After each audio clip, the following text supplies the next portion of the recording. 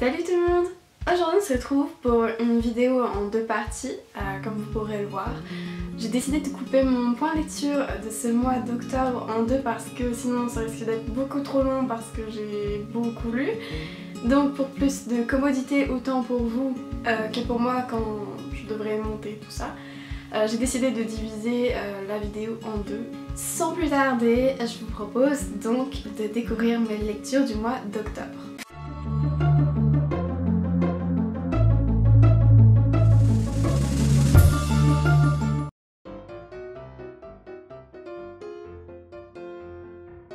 J'ai commencé ce mois d'octobre avec Alice au Pays des Merveilles et De l'autre côté du miroir de Lewis Carroll. Personnellement, je l'ai lu aux éditions Folio Classique qui se trouvent donc à 4,10 €. Même si je pense que vous connaissez l'histoire, je vais vous faire un petit résumé très court. Dans cette histoire, on va suivre le personnage d'Alice, qui est une jeune fille issue d'un milieu relativement aisé et qui va un jour voir un lapin passer, un lapin qui se dit en retard. Ni une ni deux très curieuse, la jeune demoiselle se décide à le suivre et tombe dans un trou qui l'amène directement au Pays des Merveilles. Je ne vais pas m'attarder sur le résumé parce que je pense que beaucoup d'entre vous connaissent l'histoire parce qu'elle a été notamment popularisée par Disney. Et j'avoue que c'est comme ça que je me suis lancée. C'est un grand classique de la littérature déjà de une, donc c'était un moteur de lecture. Mais c'est également parce que je suis une inconditionnelle fan de la version dessin animé proposée par Disney. Je voulais savoir si le film était plutôt fidèle ou pas à l'univers du roman. En effet, il m'est déjà arrivé de lire Peter Pan et j'avais été plutôt surprise de voir que le personnage de Peter Pan lui-même avait été complètement modifié par Disney au point que, en le lisant, c'est un tout autre visage qu'on découvre, un visage même plutôt violent, qui ne collait pas forcément avec la version proposée par Disney, et du coup je me demandais si Alice au Pays des Merveilles allait proposer deux facettes. Vous vous en doutez, il y a quand même beaucoup de différences avec le film, puisque Disney a fait le choix de ne pas présenter tous les personnages qu'on nous propose dans le roman. On a également certaines scènes qui sont totalement coupées, des raccourcis qui sont établis entre d'autres scènes qui pourtant ne sont pas censées se suivre. Donc c'est une lecture plutôt utile en ce sens parce qu'elle permet de découvrir une autre version d'un conte qui m'a plutôt plu et qui me plaît toujours autant. Néanmoins, je pense que vous vous en doutez, l'univers loufoque est le même. On ne comprend pas toujours ce qui se passe, c'est un peu compliqué à suivre, mais en même temps il faut pas toujours chercher à réfléchir. Voilà, donc c'était une lecture en soi plutôt divertissante parce qu'elle propose quelque chose de complètement original. Qui détonne un peu dans le paysage littéraire habituel. J'ai particulièrement aimé ce monde exubérant où les personnages tiennent des propos incohérents qui amènent des situations parfois vraiment hilarantes et j'ai passé certains moments à rire vraiment parce que ça n'avait pas de sens et voilà, tout simplement. Également dans l'édition Folio Classique, on a le droit à de très petites illustrations, je sais pas si vous pourrez le voir, je sais pas si le focus va se faire. Bref, c'est vraiment des très petites illustrations, donc après je pense que si vous prenez une autre édition, il y a moyen d'avoir ces illustrations en plus grand. Mais je pense que c'est important de les avoir parce qu'elles apportent quelque chose à l'univers. Elles proposent une façon d'imager ce qui se passe, ce qui peut être très intéressant dans un monde qui n'a pas de sens et qui s'éloigne un peu de la réalité que l'on côtoie. Donc en soi, c'était une lecture divertissante et je ne peux que vous le recommander.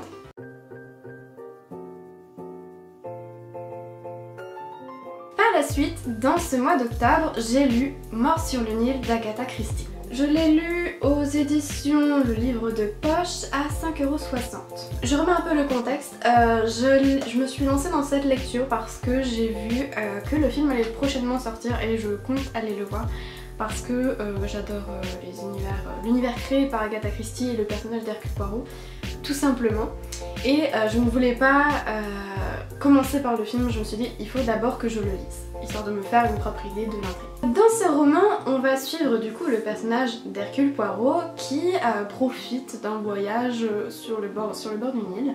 Il est en croisière et il est amené à faire la rencontre de plusieurs personnages, notamment de Lynette Ridgway, qui est donc une jeune héritière récemment fiancée, enfin non, récemment mariée à un homme que personne ne connaît vraiment, qui est un peu issu du commun des mortels, oserais-je dire.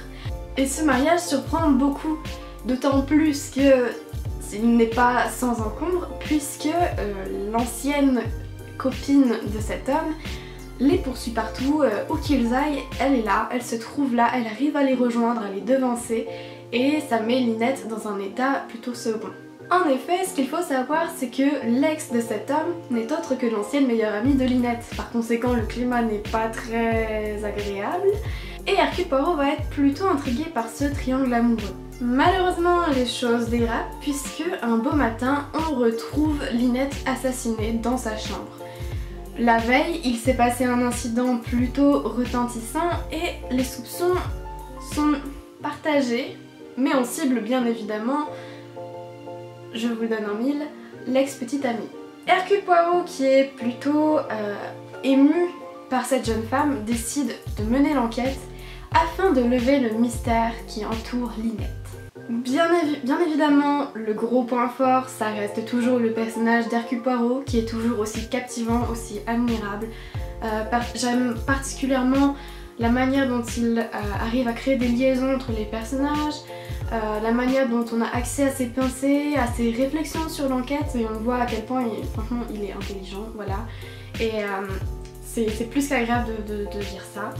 Et je trouve vraiment que c'est un personnage très charismatique, aussi bien sur le lecteur que sur les autres personnages, ça se ressent au fil de notre lecture. Il arrive à garder un certain sang-froid qui fait qu'on peut qu'être, interloqué par ce personnage qui détonne un peu. J'avoue néanmoins que pour ma part, la résolution de l'enquête a été plutôt mitigée, puisque j'ai vu venir la fin. J'ai deviné le coupable avant... Je pense que j'ai dû deviner le coupable vers le milieu de l'intrigue. C'est pas très long, je sais pas si vous pouvez vous en rendre compte comme ça, mais j'étais un peu déçue du coup de deviner déjà qui c'était. Après je pense que ça dépend des lecteurs. Si vous lisez beaucoup de romans policiers, d'enquêtes, il y a des chances que vous deviniez la fin parce que c'est une idée un peu, un topos, un peu un cliché, un schéma on va dire qui revient régulièrement, et par conséquent on est amené plus ou moins à deviner ce qui va se passer.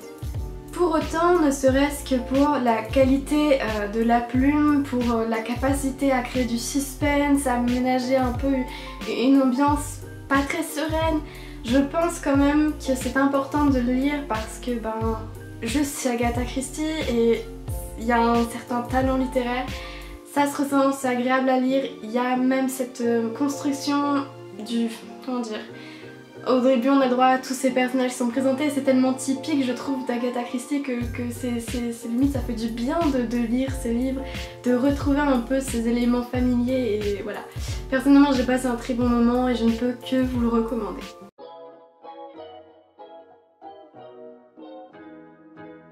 Toujours dans ce mois d'octobre, j'ai lu La face cachée de Margot de John Green. Du coup c'était aux éditions Gallimard Scripto et je n'ai pas le prix.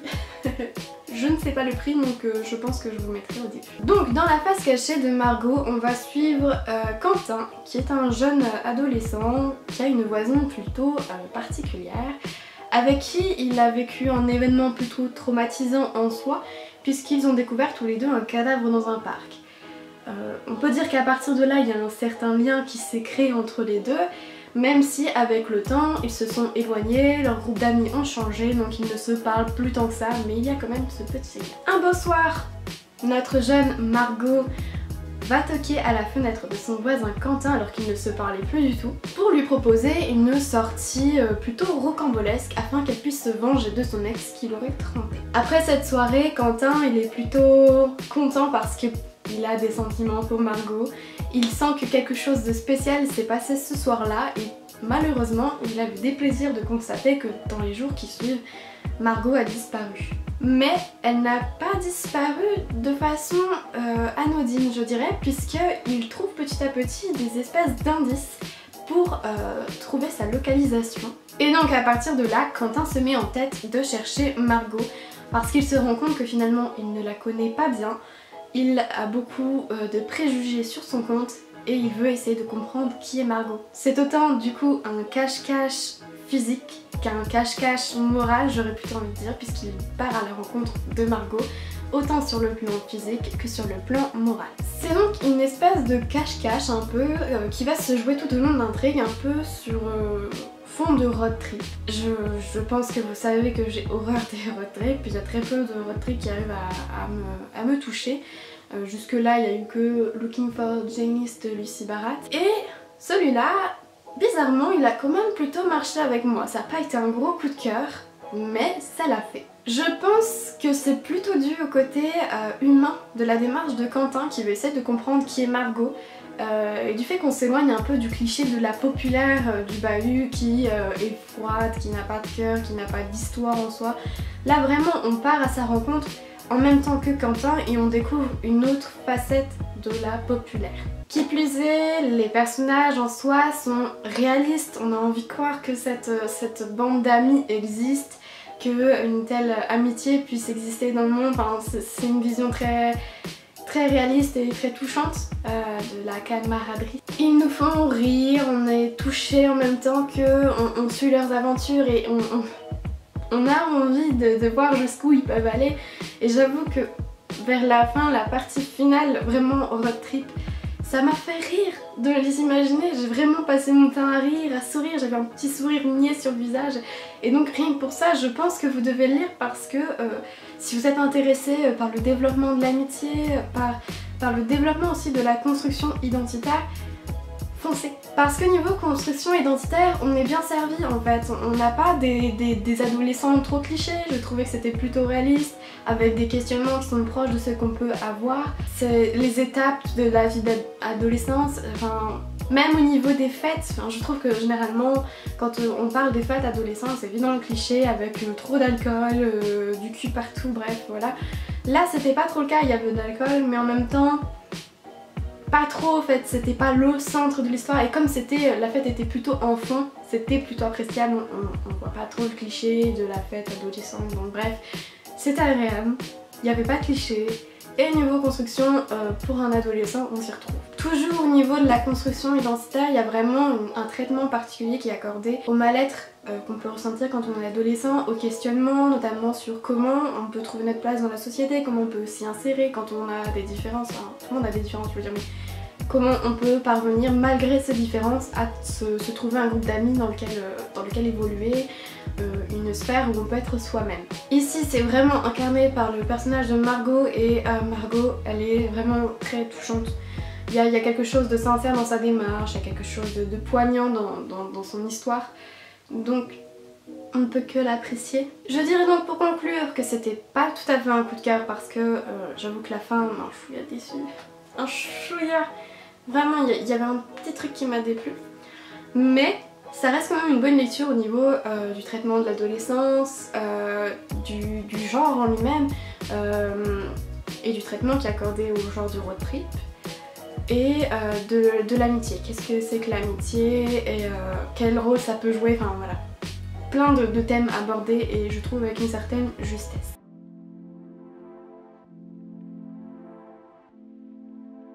Dans le mois d'octobre, j'ai également fait la rencontre de Filles du désert de Chris Bojalian, ou Bojalian, je ne sais pas comment on dit, aux éditions Charleston, qui est disponible du coup à 8,90 €. Dans cette histoire, on va suivre deux points de vue. On va suivre du coup Elizabeth Endicott, qui est une jeune américaine et qui va se rendre en Syrie pour une mission humanitaire avec son père. Elle va faire la rencontre, elle va se confronter au génocide arménien, dont on parle trop peu à mon goût. Et du coup, rencontrer vraiment la misère dans laquelle le peuple est plongé, la guerre, les camps, vraiment plein de choses. Voilà, elle va s'entourer vraiment pas mal de violence en soi et par là même elle va évoluer du coup dans ce monde et essayer de comprendre ce qui se passe et d'aider un maximum les gens. Par le même temps on va suivre un point de vue plus contemporain puisqu'on va suivre Laura Petrosian, ou Petrosian, je ne sais pas du tout comment on dit les noms, qui est une romancière et qui refoule plutôt ses origines arméniennes. Elle n'en parle pas trop, elle garde pour elle. On sent que dans sa famille, l'histoire est pareille, un peu tue parce que c'est une forme de violence telle que le silence est malheureusement la seule réponse qu'on peut trouver. Et pour autant, un beau jour, son ami va l'appeler et lui dire écoute, je crois qu'il y a une photo de ta grand-mère dans le musée. Par là, l'occasion lui est offerte du coup de renouer avec ses origines arméniennes et aussi de comprendre le génocide, l'impact qu'il a eu sur sa famille, puisque finalement, comme je le disais, ses grands-parents n'en ont pas parlé, ses parents n'ont pas posé des questions, donc elle n'en sait pas grand chose sur ce qui s'est passé et donc elle va être amenée à comprendre vraiment la portée des événements et l'impact sur sa vie, sur celle de sa famille. Je dois vous avouer que ce n'est pas un coup de cœur, mais on en est vraiment pas loin. En fait, il manquait un petit truc, mais je vous explique ça tout de suite. Niveau historique, on est vraiment servi, je trouve, avec un certain réalisme. À la fin, l'auteur explique comme quoi elle a changé certains noms, mais dans sa démarche, elle a voulu être la plus réaliste et la plus authentique possible. Donc elle s'est renseignée un max et ça se sent parce que vraiment le cadre est réaliste. On est plongé dans la violence, dans la réalité de ce siècle et la réalité du génocide arménien. Qui plus est, en soi, on évoque une partie de l'histoire que je trouve pas suffisamment explorée en cours, et même niveau littérature, je n'ai pas été confrontée très souvent à des textes qui l'abordent.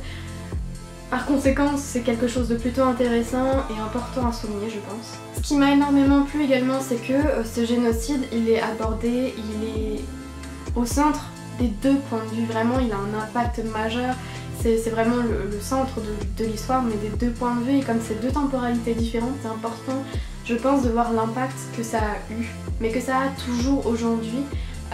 Dans une temporalité qui nous est plus proche, de comprendre qu'actuellement il y a toujours des familles qui en souffrent, qui ont perdu des proches, enfin voilà, je pense que c'est quand même important d'en prendre la connaissance, d'en prendre la mesure, un maximum en tout cas. Malheureusement, en fait, ce qui m'a énormément dérangée dans ma lecture, c'est les changements de temporalité, les changements de personnages qui je trouve sont trop mal indiqué en fait, vraiment. Pour vous expliquer simplement, c'est que parfois on a des sauts à la ligne, on a un espace entre deux paragraphes par exemple, et ça peut être soit une ellipse dans le temps avec un même point de vue, soit tout simplement un changement de point de vue, mais c'est pas indiqué qu'on va changer de personnage, on va changer de temporalité radicalement, et du coup c'est un peu déroutant, le rythme de lecture est d'un coup changé parce que le niveau d'action est pas le même entre les deux temporalités, je veux dire il se passe plus de choses concrètes on va dire pour Elizabeth Endicott parce que elle est dans l'action, elle agit, elle voit la violence, elle en est témoin, enfin puis les autres personnages qui vivent en même temps dans cette époque là, pareil, donc c'est un peu déroutant et je trouve ça un peu dommage en fait parce que du coup c'est plus difficile de plonger vraiment dans l'univers qu'on nous propose. Il y a également un autre point qui m'a particulièrement agacée, c'est le côté parfois un peu trop mélodramatique. Je m'explique, c'est qu'à des moments on te propose vraiment un cadre réaliste, on essaie d'être le plus authentique possible comme je le disais, et d'autres fois on va te faire le coup d'une romance. Pourquoi pas, j'aurais envie de dire pourquoi pas, mais je sens spoiler, hein, mais il y a un événement autour de cette romance vers la fin qui est trop peu réaliste. Je l'ai lu et j'étais là en mode non, dans la réalité, non, enfin je sais pas, enfin ça m'a un peu perturbée, ça m'a dérangée vraiment, j'étais en mode non, tu nous proposes un cadre réaliste ou non, tu vas pas nous proposer un truc pareil, un cliché pareil à la fin. J'ai toutefois beaucoup aimé, c'est la manière dont on va t'expliquer les relations qui se nouent entre les personnages au fur et à mesure du temps, et notamment dans le point de vue d'Elizabeth Endicott, parce que forcément les événements vont amener à créer des relations solides.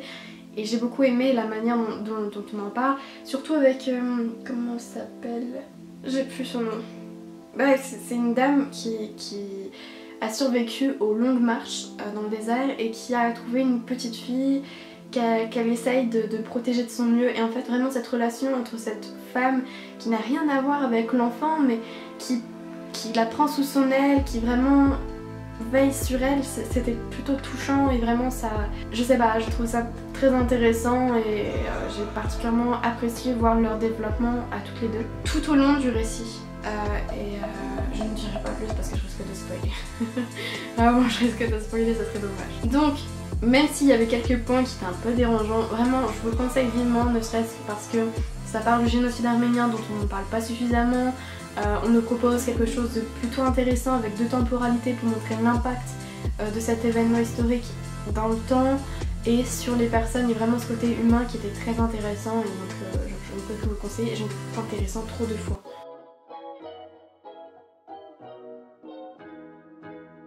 Alors je vais terminer cette partie-là de ce point lecture de mois d'octobre avec Toni Morrison et son roman Home. Donc disponible là aux éditions 10-18, je ne sais plus le prix malheureusement, je vous mettrai, vous aurez un petit, je sais pas comment on appelle ça, carton. Un petit carton avec les informations sur le livre si vous voulez le retrouver. Et donc sans plus tarder, je vais vous parler de l'intrigue. L'histoire commence avec du coup le personnage de Frank Money. C'est un noir américain qui se réveille dans un asile psychiatrique. Il faut savoir que c'est un vétéran de la guerre de Corée, donc il est pas mal, on va dire, amoché par ces événements et on comprend vu la violence de ce qui s'est passé. Et il va se mettre en tête de retrouver sa sœur qui, il a reçu une lettre indiquant qu'elle est en mauvais état, on va dire, elle est en mauvaise santé et elle risque probablement de mourir. Il n'a donc qu'une idée, c'est sortir de cet hôpital psychiatrique pour aller la chercher et la ramener chez eux. L'histoire en elle-même va donc parler de ce Frank qui va se confronter à une Amérique des années 50, ségrégationniste, avec toute cette violence, avec ce rapport aux vétérans qui reviennent de la guerre, avec du coup les traumatismes dus à la guerre. L'histoire particulière parce que Frank il a vécu des images plutôt violentes, il est pas parti seul de base, il était parti avec des amis, il est le seul à en revenir. Donc vraiment c'est une histoire très lourde, mais en même temps bien écrite. Vraiment c'est lourd mais c'est bien écrit et c'est intéressant parce que je pense que c'est toujours intéressant en fait et enrichissant de se confronter à des histoires où on va parler des vétérans, de leur rapport à la guerre et de ce qui a été provoqué par la guerre en eux. Pas très français ce que je dis, mais enfin bref. J'ai également entendu beaucoup de bien de Toni Morrison, donc j'étais plutôt curieuse de découvrir son travail et niveau style d'écriture, c'était nickel. Vraiment, je n'ai pas souvenir d'avoir eu d'accrochage ni quoi que ce soit.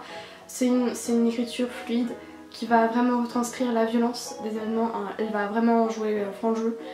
Quand il y a un bout de cervelle qui explose, elle te dit clairement que c'est un bout de cervelle qui explose. Donc je trouve que du coup ça sert vraiment le livre, puisque le récit porte sur la violence de la guerre et la violence de l'Amérique ségrégationniste. Et ça aussi on le retrouve, bref c'était vraiment très intéressant niveau rédactionnel. Niveau historique également, c'était très intéressant parce que c'était réaliste. J'ai pas vu d'éléments qui collaient vraiment pas à ce cadre réaliste, donc niveau historique, vous pouvez penser si vous êtes intéressé. Il y a juste un élément qui m'a un peu fait tiquer, c'est la fin, qui contraste avec tout ce qu'on nous propose tout au long de l'intrigue, puisque j'ai trouvé que c'était un peu moins réaliste en fait. J'ai eu un peu une impression de décrochage, de décalage complet avec tout le reste de l'intrigue, puisque là c'était du coup plus abstrait, c'était plus flou. Et je pense que vous l'avez peut-être compris à travers mes autres vidéos, je n'aime pas les fins trop floues. Une fin ouverte, pourquoi pas, une fin floue, non. Surtout quand tout au long de l'histoire, on te propose quelque chose de concret. Donc ça n'a pas trop fonctionné avec moi. Après peut-être que vous êtes amateur de fins floues, auquel cas je ne peux que vous dire de foncer.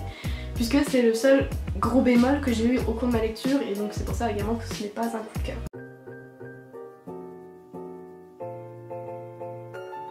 Je pense du coup que je vais terminer cette première partie du point lecture d'octobre, puisque je pense déjà que 5 livres ça fait déjà pas mal. Je vous dis à très bientôt pour de prochaines vidéos et puis n'hésitez pas à laisser un like, un commentaire, à partager, sans me soutenir et voilà, comme d'habitude quoi. Et puis je vous fais de gros bisous, salut!